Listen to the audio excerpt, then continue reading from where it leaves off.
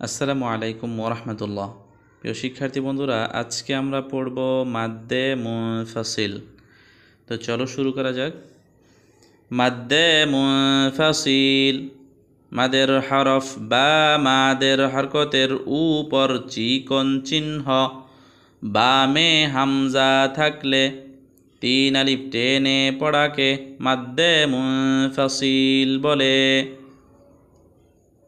মাদ্দে মুনফাসিল, মাদের হরফ বা মাদের হরকতের উপর চিকন চিহ্ন বামে হামজা থাকলে তিন আলিফ টেনে পড়াকে মাদ্দে মুনফাসিল বলে।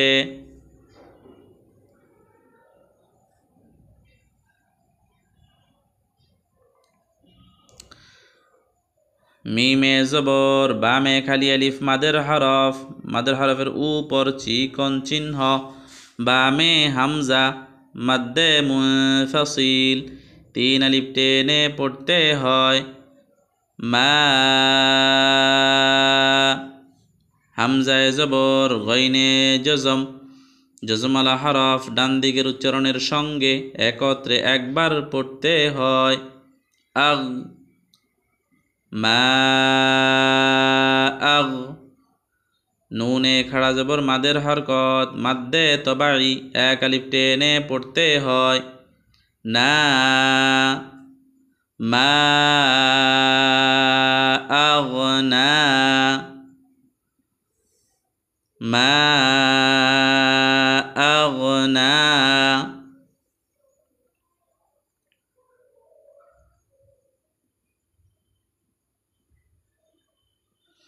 কফে জবর বামে খালি আলিফ মাদের হরফ মাদ্দে তবাই এক আলিফ টেনে পড়তে হয়। ক, লামে পেশ ওয়াওয়ে জজম, মাদের হরফের উপর চিকন চিহ্ন বামে হামজা মাদ্দে মুনফাসিল তিন আলিফ টেনে পড়তে হয়। লু, কলু, হামজায় খাড়া জবর মাদের হরকত মাদ্দে বদল আ, কলু আ। মিমে জবর নুনে তশদিদ, হরকতের বামে নুনে তশদিদ গুণা করা ওয়াজিব। মান, কলু আমান, নুনে জবর বামে খালি আলিফ মাদের হরফ মাদ্দে তবাই এক আলিফ টেনে পড়তে হয়। না, কলু আমান্না, কলু আমান্না।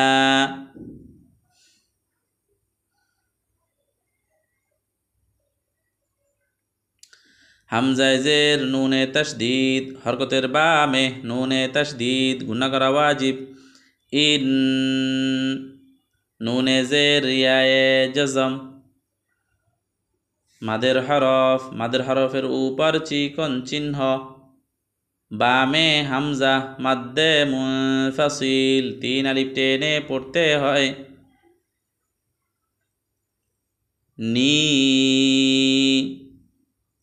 ইন্নি, হামজায় জবর হরকত আ ইন্নি আ। খয়ে জবর বামে খালি আলিফ মাদের হরফ মাদ্দে তবাই এক আলিফ টেনে পড়তে হয়। খ, ইন্নি আখ, ফায়ে পেশ হরকত ফু ইন্নি আখাফু, ইন্নি আখাফু।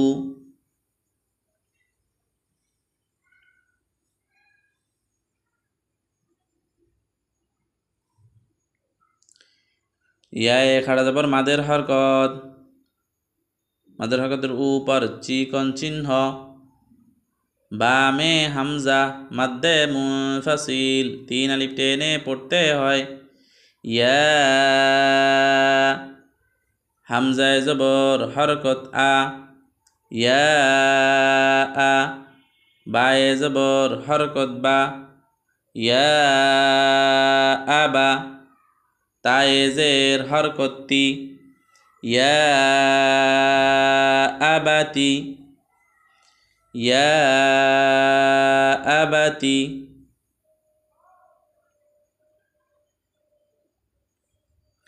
তো এই এক লাইনটাকে আমরা বানান করেছি। এখান থেকে আবার রিডিংটা আর একবার বলি। মা আগনা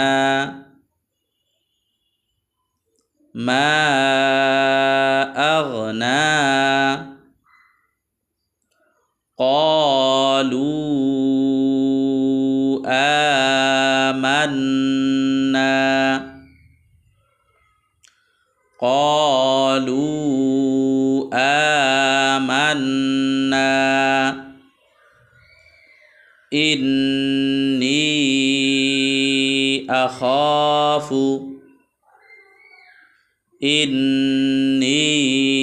أخاف يا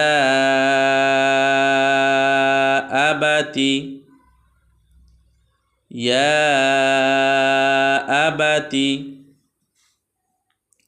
তো ইনশাল্লাহ এই লাইনটাকে আমরা বেশি বেশি করে বানান করব এবং রিডিং পড়ব। তো বানান করলে আমাদের কায়দাগুলির সাথে আমরা বেশি বেশি করে পরিচিত হব, যার ফলে অন্য জায়গার মধ্যে যখন এই কায়দাগুলি আসবে, এই তাজবিদ আসবে, তখন আমরা খুবই সহজে এটা চিনে ফেলতে পারবো যেটা হচ্ছে মাদ্দে মুনফাসিল। তো এই জন্য বেশি বেশি করে বানান করতে হবে।